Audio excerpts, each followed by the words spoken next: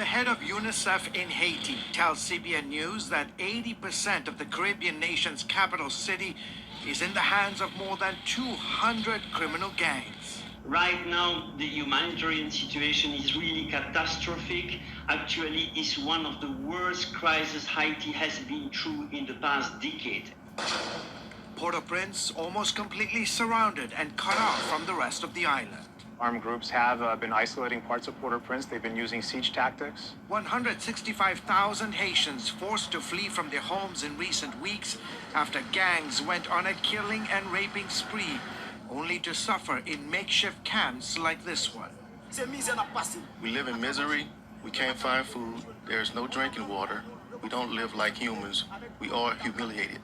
Aid agencies are warning that half the country is now at risk of starvation. The violence in Haiti is also about the control over resources, over valuable resources, and one of those happens to be food. And we've seen farmland being fought over. We've seen trucks with food being pillaged. We've seen humanitarian warehouses be looted. Also caught in the crossfire, some 3 million children facing acute malnutrition. Parents forced to bring their kids to hospitals for safety after gangs attack neighborhoods in their battle for territory and control. The parents are unable to look after their children. The majority of the children who arrive are malnourished who cannot find food. Mounting anger and frustration, meanwhile, at Haiti's national police, unable to quell the violence. The UN saying more than 1,600 people were killed, injured, or kidnapped in the first 3 months of the year. Despite all their efforts and all the cooperation and equipment, training and input it gets from the international community, the Haitian police is not at this moment able to defend its people. So Haitians like Mertil Marceline joining a vigilante group that's been hunting down and reportedly killing gang members. Today, it is not the United States, France, or Canada who will come to get us out of our situation. It is with a machete that we can get out of this situation. That kind of justice breeds a whole nother system of insecurity. American Kevin Foldy serves as a missionary to Haiti. People are getting tired of it, so there has been a movement underway where a lot of local people have gotten involved in a vigilante type of justice, which you can say whatever you think about that, but that's just desperation. It's where they're at right now. Cindy McCain, the widow of late Arizona Senator John McCain, calling Haiti a forgotten crisis as she recently toured the island trying to rally international support.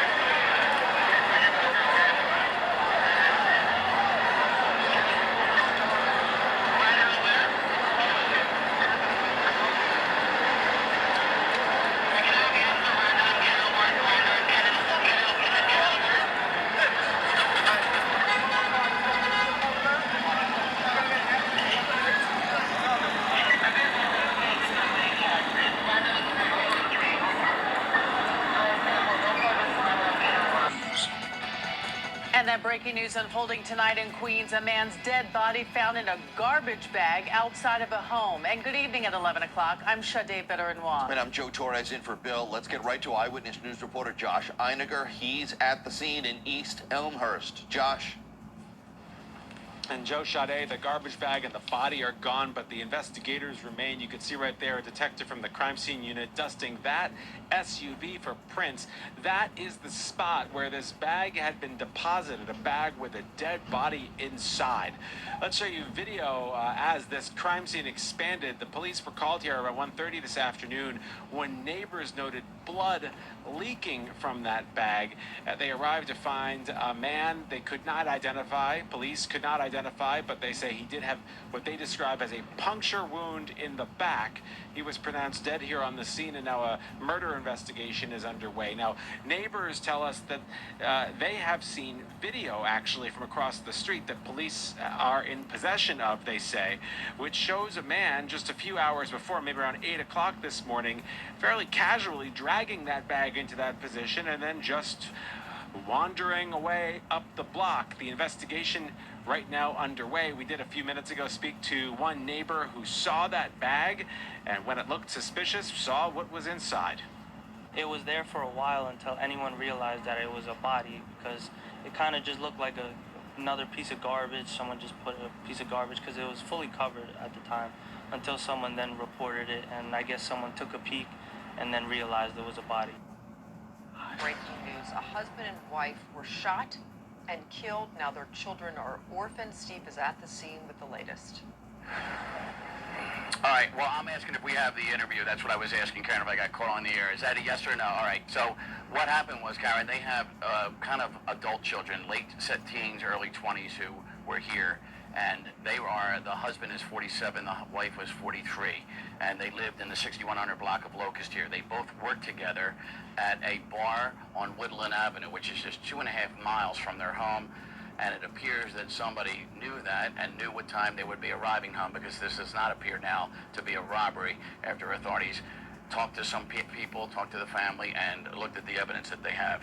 And so what they're doing is they are figuring that somebody was waiting for them, because 18 shots were fired and bullet shells were found just inches from their body. 15 of the shots looked they were point blank, even bullet shells found underneath their bodies. But it appears the wife, who had a gun probably for protection for the job and for home, had a gun in a holster in her purse. It appears by the way it was found next to her body, still in the holster but out of the purse, that she was reaching for it to try to defend her and her husband when she was killed. Here is Inspector Scott Small. There is a gun on the scene that's still in a holster, so it appears that that gun was not fired, nor was even pulled from the holster. But there is a weapon on the scene, but we don't believe that weapon was used. That weapon was found very close to where this male and female victim were laying. We also found 2 cell phones. We found a purse right next to the female. So it appears at this time, preliminarily, that this male and female, their husband and wife, and they were returning home, and they were just a few feet from the front steps of their house when they were shot multiple times and killed. About what happened in a South Boston apartment where 4 children were allegedly found yelling for help. First responders were called to the building on Old Colony Avenue for a report of a man not breathing. Tonight, what they discovered has a city councilor demanding answers. Boston 25 News reporter Katie Brace is live in Southie tonight with the details. Katie? Well, the city councilor says what was found in an apartment in that building has been described to her as a house of horrors with children inside. She is calling for the Boston Housing Authority to answer questions about how this happened in publicly funded housing. First responders were called to the Mary Ellen McCormick Housing Authority for a person not breathing. That's not all they found when they entered a top-floor apartment. A lot of drug paraphernalia and sex toys all around. And then one of the firefighters said that they heard a cry for help, that there were 4 children in the back room, and I'm hearing that the adults in the apartment were not wanting first responders to go back when they heard kids crying out for help. So that's very disturbing to me. According to the police report, the call came in shortly after 11 Saturday morning. Boston Fire and EMS arrived first, followed by police. They found an adult dead. Boston 25 source provided the fire department report, and it matches up with another source's information. According to the fire department report that I reviewed, firefighters found 6 adults who appeared to be males in the apartment with 4 kids in the back bedroom. One of the men tried to stop first responders from going into the room where they found the children, who are ages 5 to 10. The report says the adults were uncooperative and denied having children inside the apartment. Still trying to piece it all together. It is unclear the relationship between the 4 children and the adults. The fire and police departments both filed reports with the Department of Children and Families. Police officers cited the conditions of the home. The Department of Children and Families, in a statement to Boston 25, says it has taken custody of the children who live in the home. Neighbors knew the apartment and that something happened over the weekend, but didn't want to talk about it. Of charges in this case, the Suffolk County District Attorney's Office says in a statement to Boston 25, we're aware of the incident and the investigation and will appropriately prosecute any arrests that result. At this moment, no charges have been issued. But at the end of the day, my biggest concern is what were the children exposed to and were they hurt in any way? Yeah, and all those men were quote unquote drag queens, man. You know, they didn't even want to say that, but you know, that's what it was.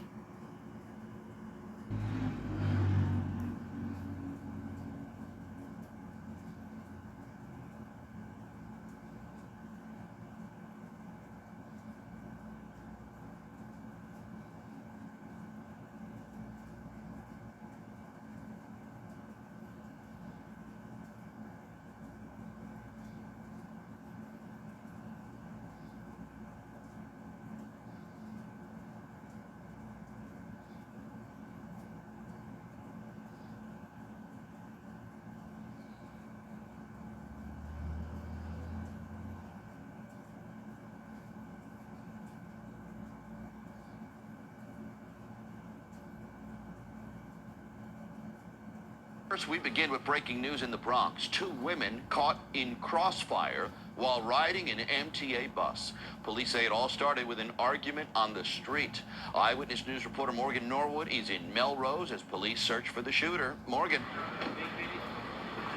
Yeah, and Joe, police are still sweeping the bus right behind me. As you mentioned, police don't believe they were the intended targets. They're simply on the bus riding, trying to get where they were trying to go. Instead, they say a fight broke out across the street. Shots rang out, bus caught in the crossfire. Let's get you to the scene. Police say the shots went off just before 3:30. Our cameras arrived shortly after as police were seen setting out markers on the bus. You can also see bullets or bullet holes going through that window. Officers were also seen fanning out on 156th Street. That is where additional markers were spread out all afternoon long, though. We've been talking with witnesses, some telling me they heard the gunshots, others describing the shock. They rang out like 3 times, and there was a little pause, and then another 2 or 3 again. So I thought there was some celebration, so we're over there. I didn't know they were coming from this. I never thought. I thought it was in a movie theater, like a movie shot.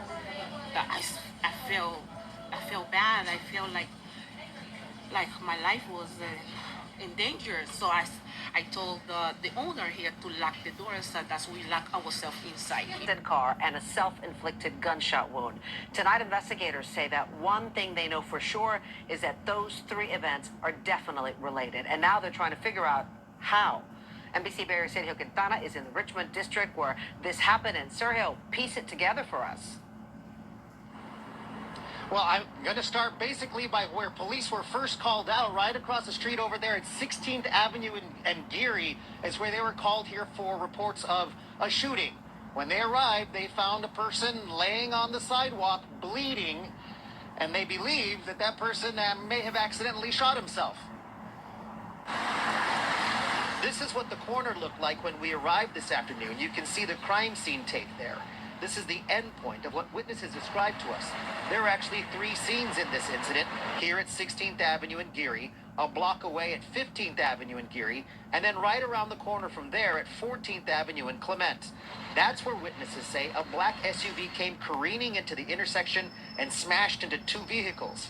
We were just driving down this way to go to Tasty Pot, and then the BMW just T-boned another guy, and then the BMW bounced off of him and then sideswiped us and then took off. Cab driver who tearfully talked about being attacked in the Bronx. He was choked and tossed out of his cab this morning. Then the thieves took off with his vehicle. And tonight there is a reward to find it and the people responsible. Once again, here's Eyewitness News reporter Sonia Rincon. Ramon Pena is covered in bruises and scrapes, but happy not to be in worse shape after being tossed out of his own moving livery cab at 4 in the morning.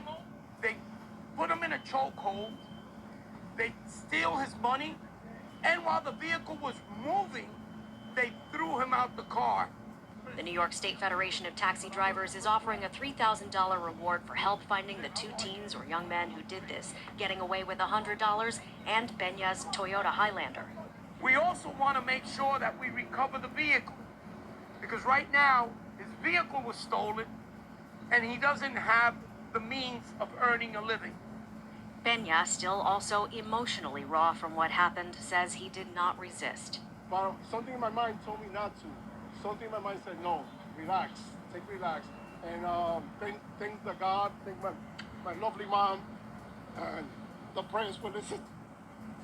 Come on, man. The person who requested the ride had called a local car service company and gave an address at this intersection along quiet Pelham Parkway North, where it's pretty deserted at that hour and not very well lit. Their face was completely covered with a black mask and a black hoodie. They got in the car, took it off, but immediately put it back on. They also asked him to turn around and drive back to the original pickup location, claiming they forgot their money. That's where the attack happened. Benya says in his 15 years driving a livery cab, he's never been robbed or assaulted. He says he always tries to help people out and to work hard, like his mom taught him. To be a hardworking person, and that's hard for me. Yeah. We just need for the 49. Breaking news, a 15-year-old boy killed at a state park in West Harlem. Right now, there's a heavy police presence at Riverside Park. Eyewitness News reporter Morgan Norwood just got to the scene. What can you tell us, Morgan? And Joe, we're learning those gunshots rang out at a community garden just behind the ice skating rink. That 15-year-old boy shot multiple times, rushed to the hospital where he was pronounced dead. Now the search is on to find that shooter. This is Riverside Park. Police say it all unfolded around 6:30. It was broad daylight at that point.